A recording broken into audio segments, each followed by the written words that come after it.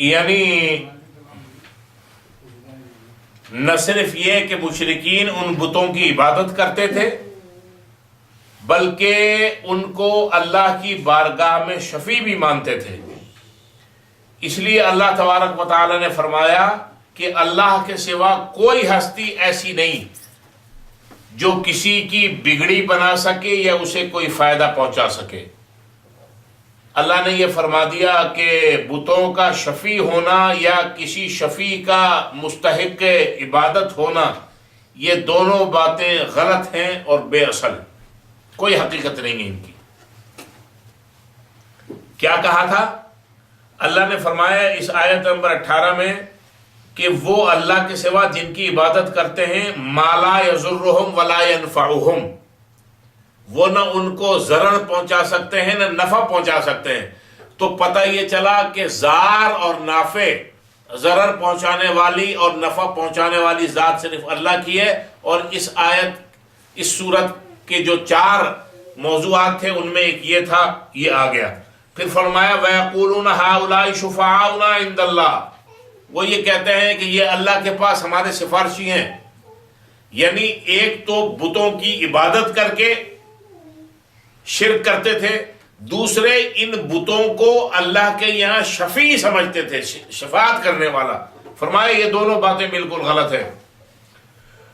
وَمَا كَانَ النَّاسُ إِلَّا أُمَّةً وَاحِدَةً فَاخْتَلَفُوا، سارے لوگ ابتدا میں ایک ہی جماعت تھے، فاختلفوا پھر میں اختلاف ہو گیا۔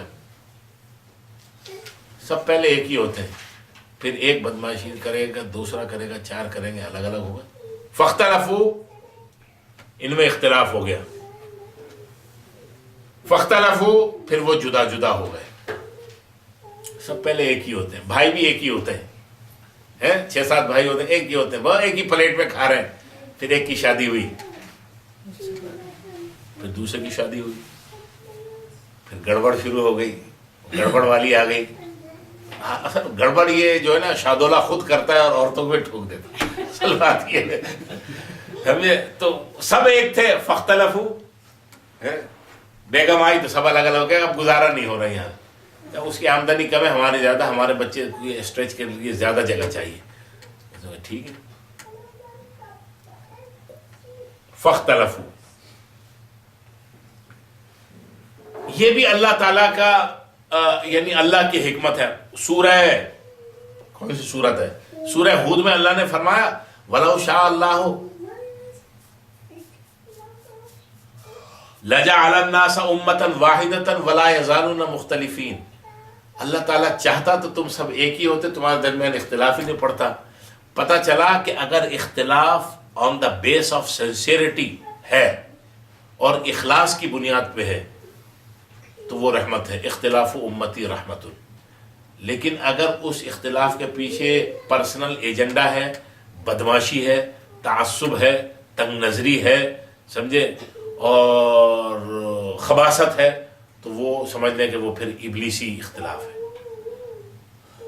اللہ فرمایا وما كان الناس الا امة واحدة فاختلفوا، ابتدا میں سارے لوگ ایک جماعت تھے، فاختلفوا پھر ان میں اختلاف ہو گیا۔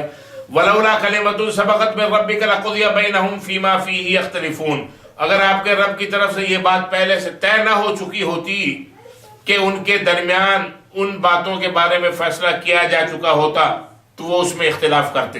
وَيَقُولُونَ لَوْلَا أُنزِلَ عَلَيْهِ آيَةٌ مِّن رَّبِّهِ، وہ یہ کہتے ہیں کہ لولا انزل علیہ آیۃ من ربی، ان کی رب کی طرف سے ان کے اوپر آیت کیوں نہیں نازل ہوئی؟ فقل کہہ دیجئے انما الغیب للہ، غیب اللہ کے پاس ہے، فانتظروا، انتظار کرو، انی معکم من المنتظرین، میں بھی تمہارے ساتھ انتظار کرنے والوں میں ہوں۔ سیدنا آدم علیہ السلام سے جب ابتدا ہوئی اس زمین کے اوپر اولاد آدم کی، کافی مدت تک لوگ ایک ہی دین پہ رہے، پھر اختلاف کرنے لگے، اختلاف ہوا تو پھر فرقے بن گئے۔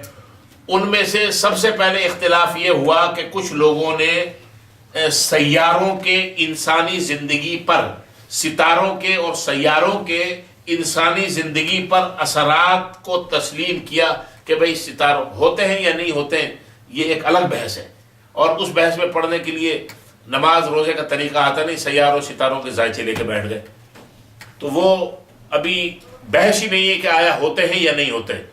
لیکن آدم علیہ السلام کے بعد ایک وقت ایسا آیا، ایک طویل عرصے کے بعد، کہ جو ستارے اور سیارے تھے، لوگوں نے کہا ان کے اثرات انسان کی زندگی کے اوپر اثر انداز ہوتے ہیں۔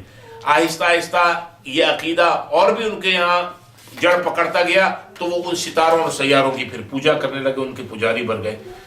اس کے بعد نوح علیہ السلام کا دور آیا، تو اس دور میں باقاعدہ جو کہا یہ جاتا ہے نوح علیہ السلام کی اولاد میں سے تھے 5، وہ آتا ہے سورہ نوح کے آخری رکوع میں ہے، دوسرے رکوع میں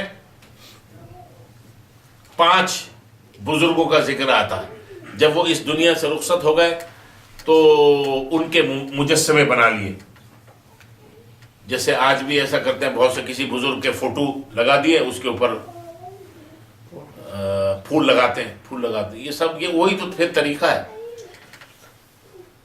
جب مجسمے بنائے تو پھر آہستہ آہستہ لوگوں نے ان کی عبادت بھی شروع کر دی۔ اس طرح لوگ توحید کو چھوڑ کر باقاعدہ شرک کی راہوں میں جا پڑے۔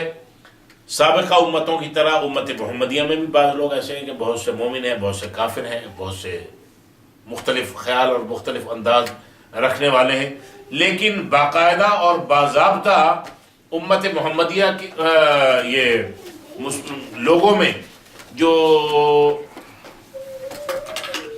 شرک آیا اور پوجا پاٹ جو شروع ہوئی ہے، نوح علیہ السلام کے دور سے ہوئی ہے باقاعدہ۔ یعنی بت پرستی کی ابتدا نوح علیہ السلام کے بعد، جب لوگ ایک طویل عرصے تک تو صحیح راستے پہ تھے، پھر آہستہ آہستہ جب بھٹکے اور ان کے اندر بد عقائد اور خیالات فاسدہ اور عقائد قبیحہ آتے گئے، تو اس میں پھر بت پرستی بھی آ گئی، اور بت پرستی اس طرح پھر آہستہ آہستہ آج تک موجود ہے۔